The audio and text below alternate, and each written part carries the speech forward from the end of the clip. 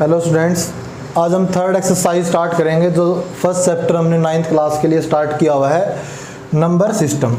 इसके अंदर जो फर्स्ट क्वेश्चन है उसमें हमारे पास 6 टर्म्स दे रखी हैं। इनको डिवाइड करने के बाद जो आंसर आएगा उससे हमें डिसाइड करना है कि ये टर्म्स हैं, ये जो नंबर्स हैं वो किस कैटेगरी के अंदर आते हैं। तो क्वेश्चन को स्टार्ट करने से पहले आपको मैं 2 डेफिनेशंस के बारे में बताता हूँ। इनको बिल्कुल ध्यान से देखें, आपकी 10th क्लास में भी ये काफ़ी यूज होंगे। टर्मिनेटिंग टर्म और non terminating term. Terminating term और नॉन टर्मिनेटिंग टर्म्स। तो टर्मिनेटिंग टर्म्स ऐसी टर्म होती हैं जिनको डिवाइड करने के बाद पूरा डिवाइड हो जाता है। डिवाइड कितने डेसिमल प्लेस के बाद होता है उससे फ़र्क नहीं पड़ता। जैसे 1/2 को 1 को 2 से डिवाइड करेंगे तो 0.5 आ जाता है। 1 को 4 से डिवाइड करेंगे तो 0.25 आ जाता है। तो कितने डेसिमल के बाद ये वैल्यू कंप्लीट होती है डिवाइड होने के, वो उससे फ़र्क नहीं पड़ता, उसके ऊपर डिपेंड नहीं करती। जो डिपेंड करती है उसी पॉइंट के ऊपर करता है। अगर कंप्लीट डिवाइड होता है that means those term are in category of terminating terms. उसके अलावा जो दूसरी टर्म्स हैं जैसे 1/3 को हम अगर कंप्लीट डिवाइड करेंगे तो इसका आंसर आएगा बेटा 0.333 और ये 100 ऑन चलता रहेगा। तो ऐसी टर्म्स, ऐसी फ्रैक्शनल टर्म्स जिनको डिवाइड करने के बाद कंप्लीट आंसर नहीं आता है या फिर डिवाइड लगातार होते रहते हैं, ऐसी टर्म्स जो होती हैं वो आती हैं नॉन टर्मिनेटिंग टर्म्स की कैटेगरी में। तो फिर से शॉर्ट में बताऊं, टर्मिनेटिंग टर्म ऐसी टर्म होती हैं जो कंप्लीट डिवाइड हो जाती हैं। नॉन टर्मिनेटिंग टर्म ऐसी टर्म होती हैं जो कंप्लीट डिवाइड नहीं होती हैं। अब 9th क्लास के बच्चों को इतना तो उम्मीद होता है कि सबको डिवाइड करना आता है।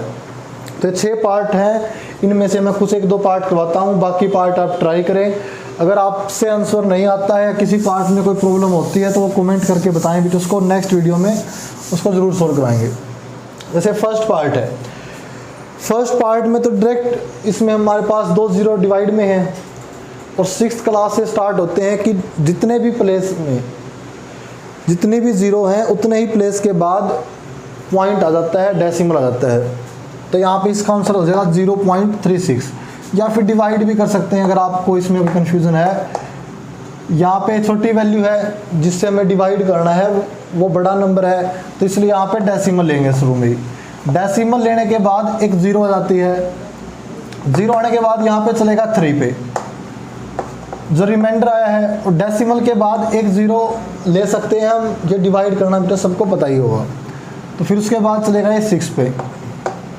तो इस हिसाब से हम देख सकते हैं इसका आंसर आया है 0.36 और ये पूरा डिवाइड हो गया है। लास्ट में आंसर इसका जो रिमाइंडर है वो 0 आ गया। अगर रिमाइंडर 0 आ जाता है डिवाइड करते टाइम तो इसका मतलब कौन सी टर्म होगी हमारे पास? Terminating term. Terminating term. Because इसका रीजन भी लिखना है अगर, तो बिकॉज हेयर रिमाइंडर इज 0, बस रिमाइंडर लिखना है। रीजन में जस्ट रिमाइंडर लिखना है कि रिमाइंडर यहाँ पे 0 है।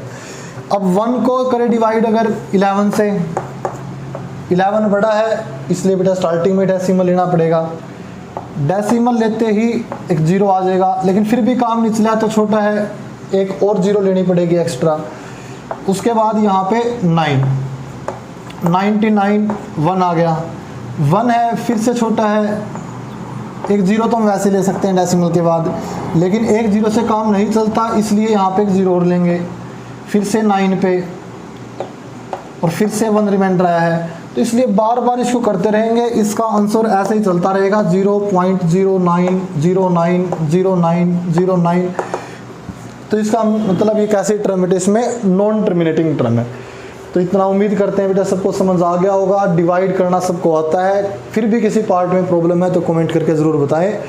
फर्स्ट जो पार्ट है टर्मिनेटिंग टर्म, पहचान बहुत सिंपल सी, रिमाइंडर 0 आना चाहिए। रिमाइंडर 0 नहीं आता लगातार डिवाइड करने के बाद तो वो नॉन टर्मिनेटिंग। इसी हिसाब से इसके बाकी पार्ट्स को आप ट्राई करें। उससे बेटा क्या है, वीडियो ही लेंथी बनेगी, इनको सबको डिवाइड करने में। डिवाइड करें, प्रॉब्लम आती है तो इसमें ज़रूर बताएं। सेकंड क्वेश्चन की अगर हम बात करें, सेकंड क्वेश्चन में हमें बताया है कि वी नो यानी कि हम जानते हैं उसमें 1/7 की वैल्यू। सेकंड क्वेश्चन के अंदर 1/7 की जो वैल्यू है वो हमारे पास दे रखी है। जैसे मैंने यहाँ स्टार्टिंग में नोट कर लिया था स्टेटमेंट बुक से, तो एक बार देख सकते हो राइट साइड में 1/7 की वैल्यू 0.142857 बुक से मैच कर लेना बेटा, एक बार कुछ अलग है तो इसमें चेंज कर लेना आप। तो यहाँ पे राइट साइड में पहले ही स्टेटमेंट नोट की हुई थी। तो 1/7 की वैल्यू अगर है तो सेकंड क्वेश्चन के अंदर बताया है क्या आप प्रिडिक्ट कर सकते हैं without actual division value of 2/7, 3/7, 4/7 और 5/7 या फिर 6/7 की वैल्यू। इन सब की वैल्यू क्या हम एक्चुअल डिवाइड करे बिना हम वैल्यू का पता लगा सकते हैं? अगर लगा सकते हैं तो कैसे लगाएंगे वो हमें इसका रीज़न भी लिखना है। इसका भी बहुत सिंपल सा है। इसमें 2/7 को हम पहले क्या लिख सकते हैं, 2 इंटू में 1/7, 2 इंटू में 1/7 और 1/7 की हमारे पास यहाँ पे वैल्यू है। जस्ट उसकी वैल्यू पुट कर दी 1/7 की जगह, और मल्टीप्लाई करना बेटा सबको आता ही होगा। इसमें आप साइड में कर सकते हैं, अगर मन में कर पाओ तो बहुत अच्छी बात है, कैलकुलेशन अगर आपकी फास्ट है। जैसे हम अगर मन में ट्राई करें 2 7 जा 14, 1 कैरी आ जाएगा। उसके बाद 5 जा पे 10, 11, 1, 2 8 जा 16, 17 फिर से 1 कैरी, 2 2 जा 4 और 1 5, 2 4 जा 8 और 2। तो ये जो हमारे पास आ गई इसकी वैल्यू। अब बात करनी है इसके रीजन की। रीजन बहुत सिंपल है, सब में सेम रीजन रहेगा, बस थोड़ा जस्ट एक वर्ड का चेंज आएगा। रीजन क्या लिखेंगे, हेयर 2/7 इज मल्टीपल ऑफ 1/7। ये 1/7 का मल्टीपल है, सो 2 इंटू में value of 1/7 is required value. So 2 की और जो हमारे पास 1/7 की वैल्यू है उन दोनों की मल्टीप्लाई बेटा हमारे पास यहाँ पे रिक्वायर्ड वैल्यू होगी। सेम तरीके से वैल्यूज होंगी, इनको भी ट्राई करें। जैसे 3/7 क्या लिख सकते हैं, 3 इंटू में 1/7। 1/7 की वैल्यू 0.142857, जस्ट मल्टीप्लाई करनी है। रीजन सेम रहेगा, 2/7 की जगह 3/7 लिख देंगे, और या दो जगह पे 2 लिखा हुआ है, दोनों की जगह 3 रिप्लेस करेंगे, सेम रीजन। 4/7 को हम लिख सकते हैं 4 इंटू में 1/7। सो 4 इंटू में वैल्यू ऑफ 1/7 की मल्टीप्लाई करेंगे अगर, और जो सिंबल आपके ऊपर दिखाई दे रहा होगा बेटा, इसमें वैसे आपको पता होगा फिर भी मैं एक बार बताऊं तो ये सिंबल बार का सिंबल है। इसका मतलब ये बार बार रिपीट हो रहा है, यही आंसर। इसको एक्सपेंडेड फॉर्म में लिखेंगे तो 0.142857, फिर से 142,857, और ऐसे इसको बहुत बार लिख सकते हैं। तो ये बार का सिंबल है, इसका मीन्स यही है कि रिपीट हो रहा है आंसर, तो उससे कोई फर्क नहीं पड़ेगा, हम आंसर में भी यही symbol same to same as it is लगाएंगे।